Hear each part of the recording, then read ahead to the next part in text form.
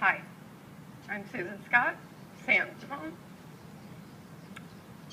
Caleb's mom, and Lily. I want to thank TrailNet and all the partners. And if you'll give me a minute to gather myself. I thought a lot about what I wanted to say when I came today, and I thought about my son. And the thing I always said to him, that he was brave. He was very brave. When he was in high school, he was the kid who defended people. He was a kid who took care of his grandfather with Alzheimer's. And he was an organ donor.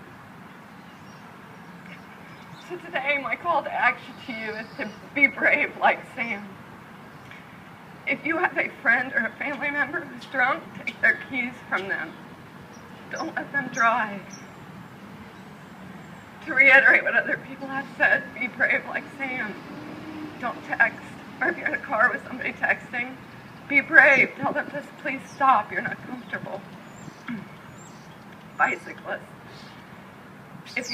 Be brave and be safe. Make sure that you're following the rules of the road.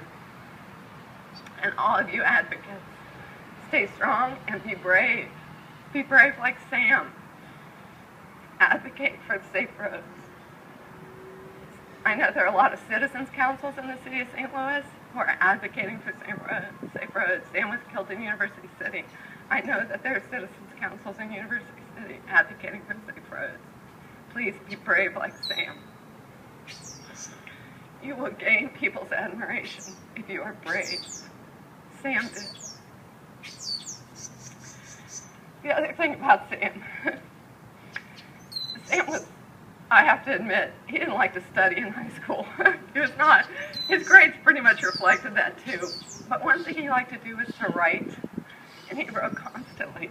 And in Kentucky, where we're from, you have to do a portfolio process, and the one thing he did was he was a distinguished writer. He was one of the few from his school who was a distinguished writer.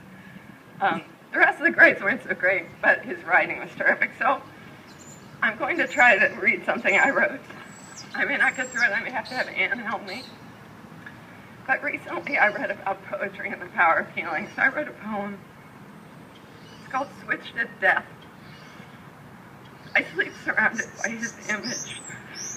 Sometimes I wake to him flashing beside me, and I implore him to inhabit my dreams.